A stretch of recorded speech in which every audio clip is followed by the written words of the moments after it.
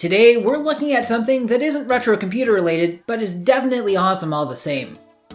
The Tomy Atomic Arcade Pinball Cabinet is a desktop pinball machine that first saw release in 1979, although it has seen a few re-releases over the years, even as recently as the early 2000s. The box promises to give you bells, power bumpers, automatic scoring, and real pinball action. And even just the picture on the box makes this thing look amazing. From the colors to the fire and smoke design to the reflective stickers on the bumpers, this thing does a great job of channeling an early 80s arcade.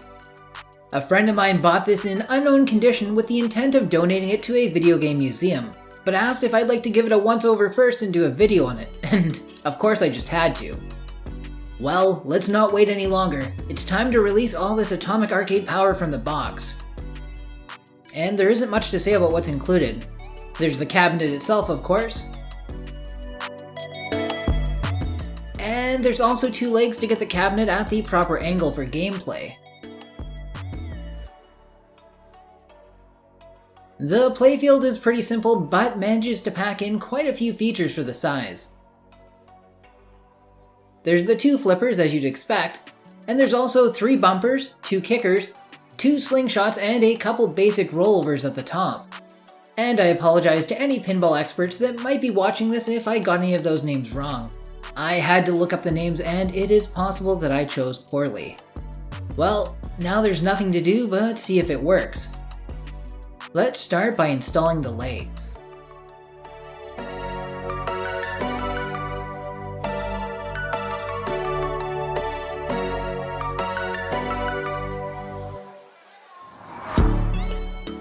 Next, let's get those batteries installed. This thing is power hungry. It needs 5 D-cell batteries. The orientation is a little weird. There's one that installs sideways first, then you install 4 more, but they're all facing the same direction. Usually 2 would be facing up and 2 would be facing down.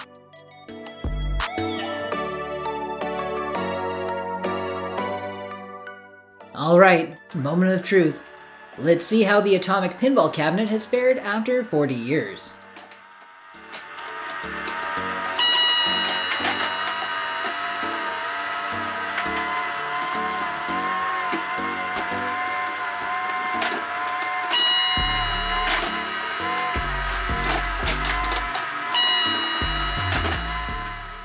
Well, it's partially working. But the bumpers seem to be pretty intermittent, and it doesn't look like the kickers are firing at all. And it also sounds like there's a motor running constantly. I guess we'll have to dig into it and see what's wrong. Disassembly ended up being both trickier and easier than I expected, if that makes any sense. I started by trying to unscrew the screws on the top, but they just spun in place. I was worried someone might have taken it apart before me and stripped the screws, or worse yet, broken off the mounts. But after looking underneath the unit, I found that there were these exposed nuts on either end that were just spinning along with the screw. So I dug out a socket that would fit into the holes and over the nuts.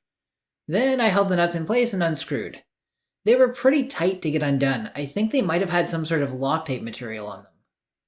And after removing the 3 screws, the top casing just lifted away, revealing the scoreboard, light, and speaker. Interestingly, the segmented display for the score has the lowest 3 digits all on the same wheel, so they'll always show in the same combinations of numbers as they turn. The 4th and 5th digits are separate though. With the upper casing removed, I was able to just lift the plastic cover off the playfield and get it out of the way. After feeling the bumpers, I could immediately tell that they were not moving as freely as they should be. They felt like they were maybe binding up somewhere. Hopefully they just need some lubrication. I also ended up reinstalling the batteries at this point so I could test the bumpers as I went and see where the issue was coming from. So I started by removing the flippers and they just lift off. Then I removed the single screw in the middle of the playfield that holds it into place. And underneath, we find a pretty beautifully engineered solution for making all these parts work together, as well as an answer as to why there's always a motor running. The cabinet is designed with gears and levers. As the bumpers and whatnot are hit and triggered, it comes into contact with the gears and spinning wheels.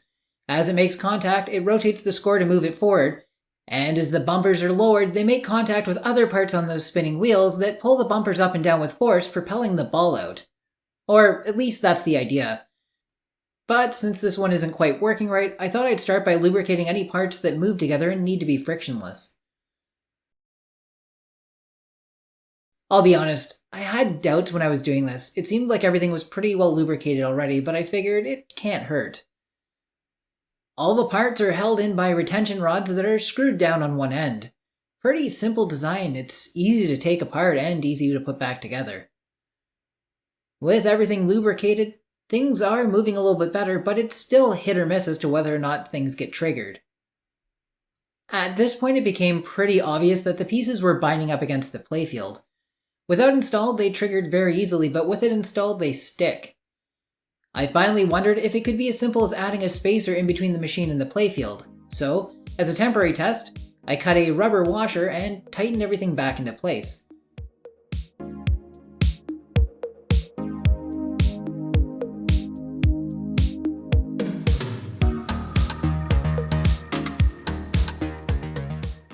And yeah, it works perfectly now. The bumpers and kickers are all firing properly, but the rubber spacer isn't ideal. It's too thick and the playfield ends up being slightly warped and held down by the plastic topper. So I cut some thin shims out of plastic and placed them instead. And just adding another like ½ millimeter of clearance is all it took to get things up and running again. So after giving the playfield a wipe down with some gentle cleaner, and then giving the clear plastic shell a thorough cleaning too, it was time to do the final reassembly.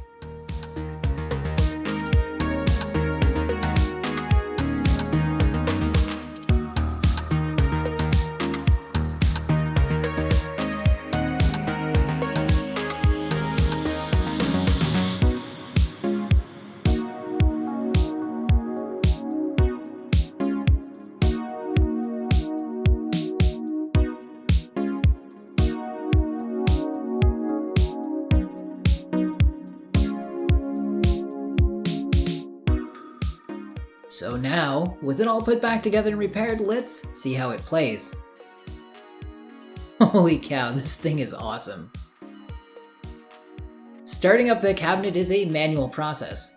You reset the score by pressing the reset plunger.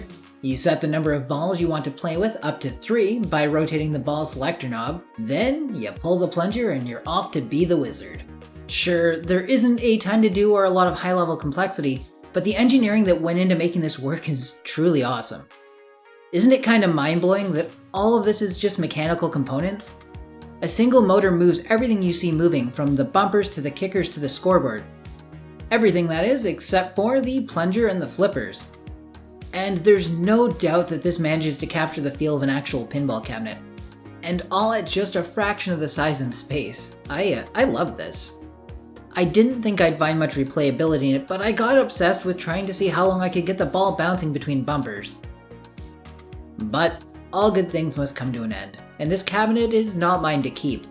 Still, I'm glad I could get it working again, and I hope it'll make a worthy donation on behalf of my friend. So I'll get it packed up, and in an upcoming video, I'll be visiting that museum and showing you what they have to offer. I hope you enjoyed this look back at a cabinet that's over 4 decades old. If old electronics are your thing, then I'd invite you to subscribe and stick around. There's plenty more to come. And thanks to all my Patreon supporters on the screen now who help make my content possible. That's it for this one, but I'll see you again soon.